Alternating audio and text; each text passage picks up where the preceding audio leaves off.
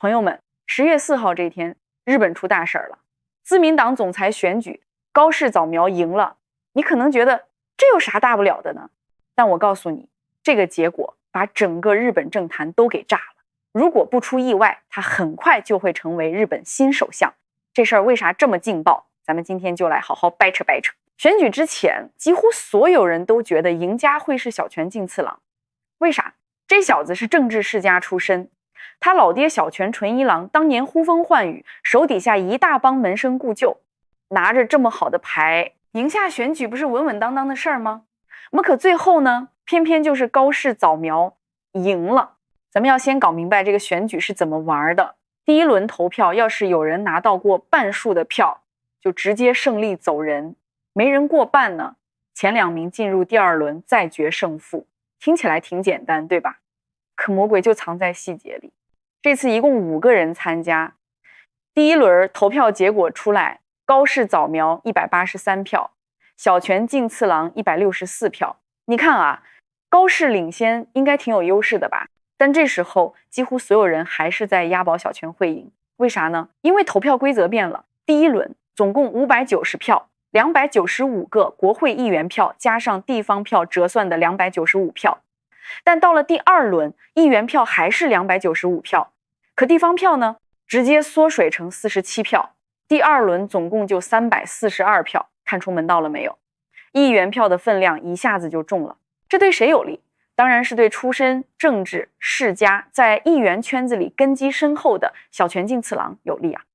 而高市早苗家里没啥政治背景，根基浅，而且你再看第一轮的投票细节，高市虽然总数领先，但大部分都是地方票，议员票只有64张。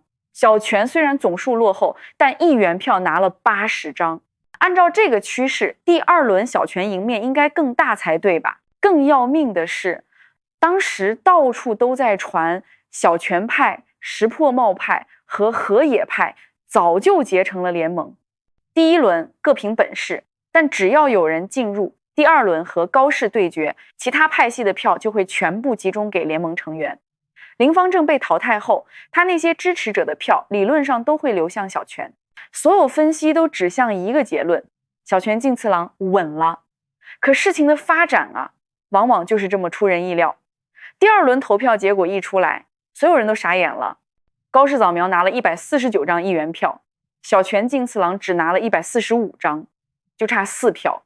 再加上高市本来在地方票上就占优势，36-11，最终他赢了。很多人都惊了，高市早苗使了啥绝招？怎么就把那些议员票给抢过来了？这背后啊，既有高市早苗自己的精明，也离不开大佬的鼎力相助。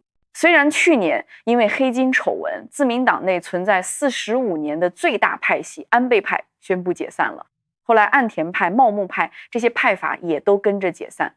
但你要是真以为派阀就这么消失了，那就太天真了。明面上的派阀是没了，可暗地里这些人还是抱团的。激进保守这帮人就觉得安倍派解散对极右翼太不利了，很多支持者都跑了。要想把这些人再吸引回来，自民党就必须变得更右、更激进。高市早苗看准了这个机会，直接把自己打造成了安倍的接班人，不折不扣地执行安倍那套极右路线。他是怎么做的？他多次公开质疑日本对2战的侵略定义，否认南京大屠杀，也不承认慰安妇制度。更过分的是，他频繁参拜靖国神社，还说祭祀战死者是日本人的天然情感。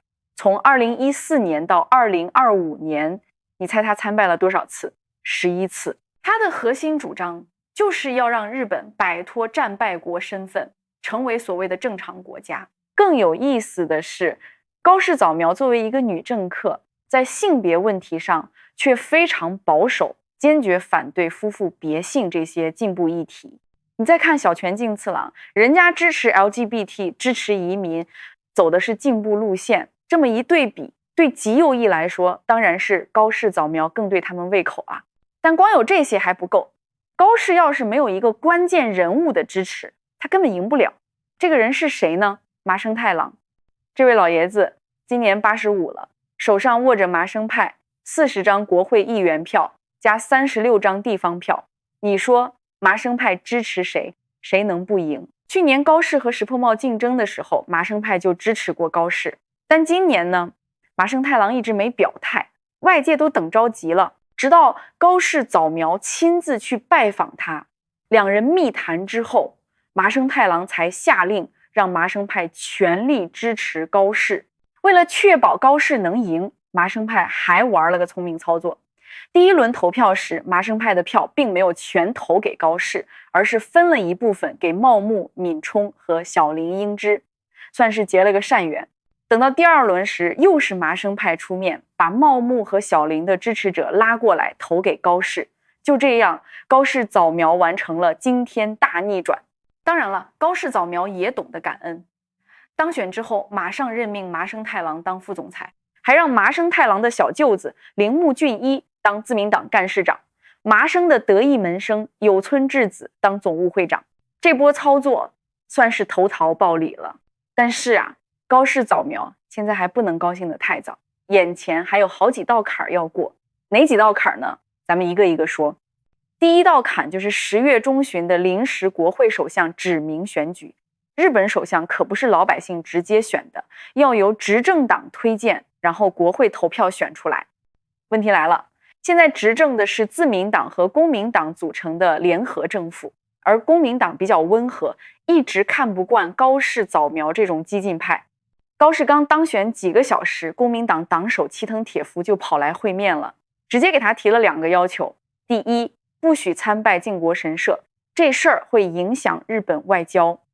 第二，你那个反移民的强硬态度要改改，我们担心外国人权益得不到保障。齐藤铁夫会面结束后还放了狠话，说这2个问题要是得不到明确保证，公民党就退出执政联盟。公民党要是真退出了，高市早苗就麻烦大了，他要在几天之内重新组建执政联盟，不然连首相都当不上。可你想想，左翼在野党都看高市不顺眼，右翼在野党要么力量太小，要么和小泉进次郎关系暧昧，想在短短几天内搞定新的执政联盟，谈何容易啊！所以高市早苗必须先稳住公民党，这就是为什么他说不在秋季期间参拜靖国神社，这话其实就是在安抚公民党。可这样一来，他怎么跟自己那些右翼支持者交代呢？而且保住执政联盟就要给公民党分内阁职位，可很多关键位置麻生派也想要。水能载舟，亦能覆舟，麻生派能把他扶上位，也能把他拉下来。过了第一道坎，还有第2道坎，这个更棘手，是外交问题。还记得石破茂之前和美国签的那个贸易协议吗？里面有个5500亿美元的对美投资条款，现在石破茂跑路了，这个烂摊子就落到高市早苗头上了。按照计划，日本要对美国的芯片、金属、制药、能源、造船这些领域投资，而且必须在2029年1月特朗普卸任前完成。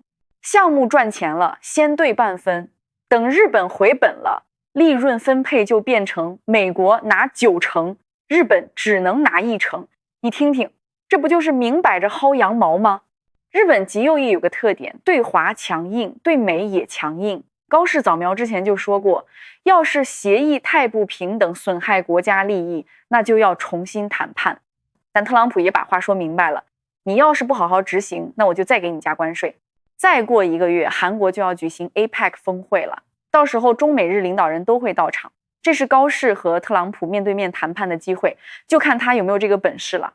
第3道坎呢，也是最危险的一道坎，就是对华关系。高市早苗对历史的态度，对台湾问题的态度，今年他还窜访过台湾，特别是对国家正常化的追求，都让中日关系进入了战后最危险的时期。某种程度上说，他的国家正常化诉求可能也是美国默许的。为啥这么说？因为随着中国军力不断增长，特别是阅兵展示的那些远程打击武器，美国在第一岛链部署的军队越来越像人质了，所以美国肯定要战略收缩。根据2024年12月启动的计划，美国要把冲绳驻军的19000名海军陆战队员撤走9000人，其中4000人转到第2岛链的关岛，5000人分散到第3岛链的夏威夷。新版国防战略草案已经明确，美国可能从第一岛链后撤到第二岛链，美军撤走了，第一岛链谁守呢？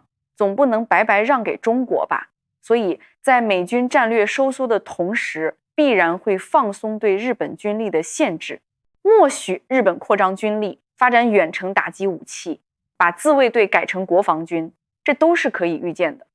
而日本呢，也会借这个机会逐步突破和平宪法的限制，正式拥有交战权，成为所谓的正常国家。未来要是遇到合适的机会，不排除高市早苗会根据美国的战略，对中国先发制人，实施偷袭，让日本变成第二个乌克兰，而美国就可以坐收渔利。但高市早苗可能忘了一件事，当年日本战败的时候，为了防止战败国东山再起，联合国宪章里专门定了个敌国条款，只要日本对中国实施军事行动，中国就可以根据敌国条款进行报复，完全合法，而且不需要联合国安理会授权。日本要是敢还手，那就是挑战联合国宪章，挑战战后秩序。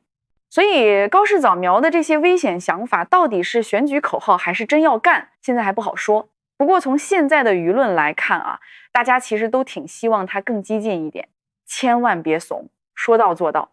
为啥这么说？毕竟啊，这可是中国人期盼已久的报仇机会。